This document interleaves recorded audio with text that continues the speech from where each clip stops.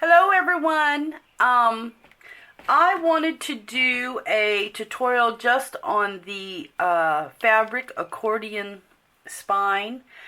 I actually did this in the my Slender Art Journal. That I actually had got that started before I did the craft with me, so I already had the binding on there. And I'm getting ready to do another project, and so I'm going to kind of just put this tutorial in the description box and tag it there because I can use it for several of the projects that I'm going to be doing in the future. So this here is how I bound the Slender Art Journal. And what I did was I just cut me some strips of fabric. Well, I didn't cut them, I actually tore them. Strips of fabric here. They're about 2 1/4 inches wide, these are, but I kind of went with how I was going to be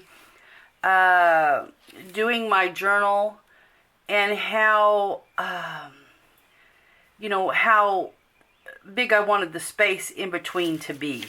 So I made this pretty good size. Now on the Slender Art Journal, I probably did not go so wide because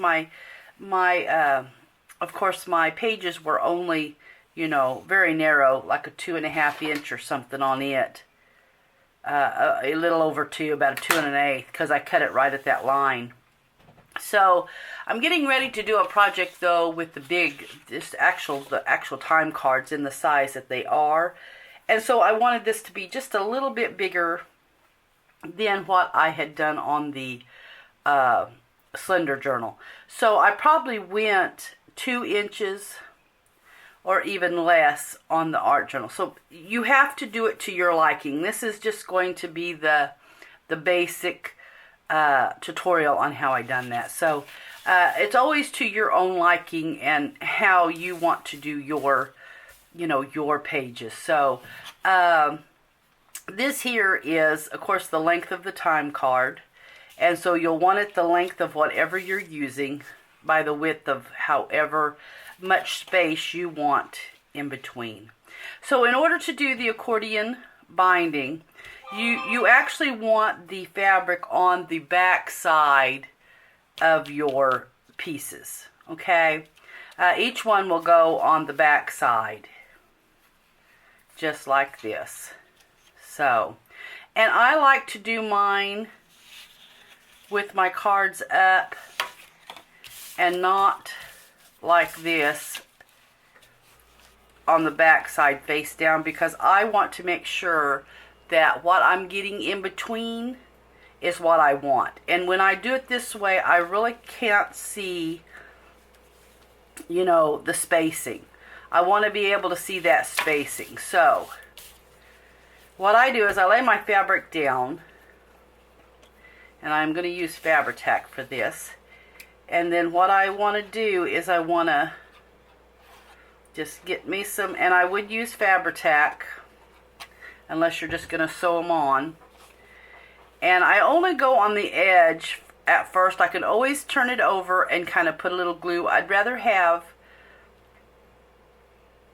glue not showing than glue showing. So if I get too wide and then my piece isn't big enough to cover it all, it just makes more sense to me to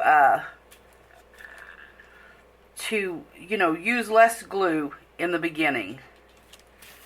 And I want to make sure that I'm going to slide that over just a hair. Okay, and I look like I'm straight, so I'm going to go ahead and adhere that down. I'm going to get me find me a little paper towel here and get some of that glue off before it dries. Okay.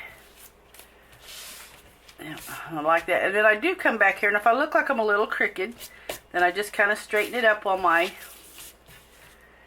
glue is still wet, and that looks fine. And then I know that this one I'm going to space it.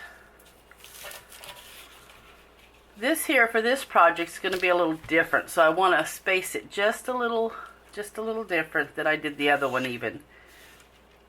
So I'm going to actually put a little more space in between this one than what I did my Slender Art Journal. Now the tutorial is going up on the Slender Art Journal here in just a few minutes. And it is a very long video. So, you know, I know that you probably won't watch it in its entirety, but it's a very, very long, very, very long video. Even after I edited it, gosh, it still is very long. And I did quite a bit of editing in it just for that reason. It was just so long. But, you know, when you're making something and you kind of do a craft with me, you know, that's just what it ends up being. I mean, they're just long videos. Because I don't know, I guess I'm not the type that can just whiz that stuff out. It takes a lot of thought for me on, especially with the collaging. A lot of times I might start something and get the collage started, but then in my head, I think it will look great, and then I get it stuck down and I find out that maybe it wasn't as great as I thought it was going to look, so I kind of have to change it up. So, anyway, but it is a very long video. I'll give you warning. Give you some warning ahead. Okay, so what I'm doing now is I just want to make sure that I look like I'm spaced evenly. And these almost look like they're about a 1/2 inch spacing. There's what it looks like, just by eyeballing it. And so that's all I'm doing is I'm just going to take these and I'm going to just get them put on the back side.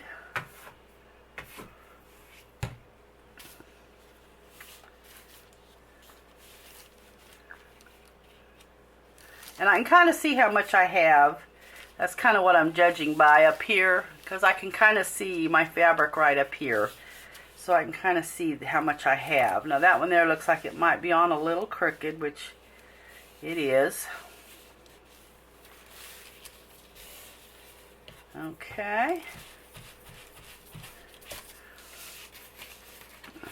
And then at my next card, let's see, I'll make sure I'm getting it on the right side there.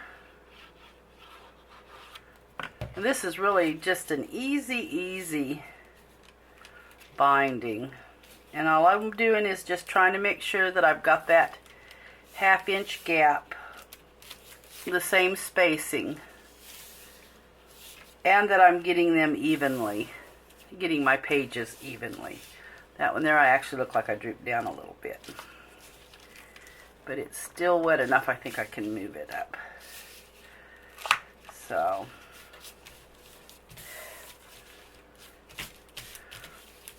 okay. Some of them I did cut a little longer. I'd rather have a little too much length than not enough length on it. And you can see this is kind of how it's starting to, you know, to bend for you.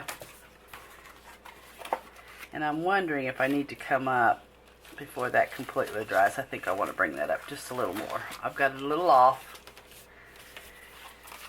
Got it just a little off there, so I'm just going to take it off while it's still wet. And that's the good thing about using Fabri-Tac. You usually have that little bit of time to adjust it if you need to. It won't dry just instantaneously there. Okay, and then I brought it up, and what I'm trying to do is trying to get these pages to look even. I don't want that to be drooped down any.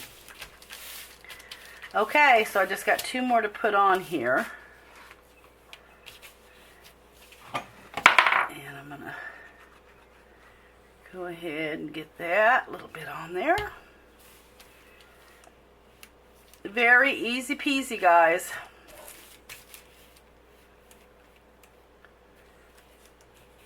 My fabric's wanting to curl up on a couple of them here. Okay.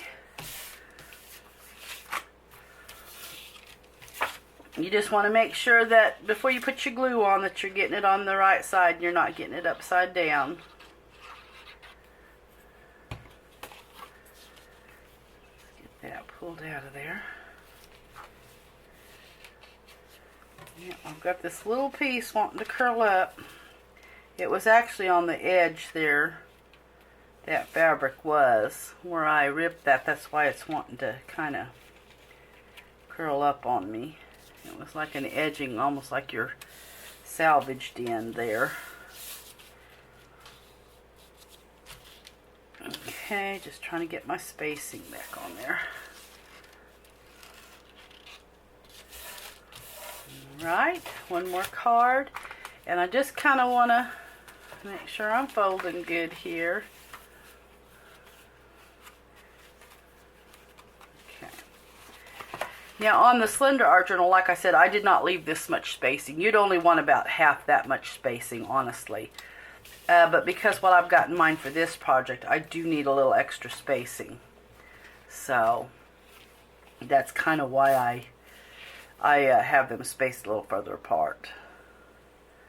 But you definitely would not want that much on the Slender Art Journal if that's what you're going to be making. So this is just a tutorial kind of on the basic, that one there I cut a little short. I wonder if this is longer. That one there I cut a little short. I'm not liking that.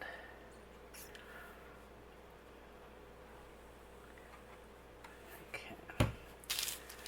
There we are. This one's longer. Okay, I know I gotta pull that out.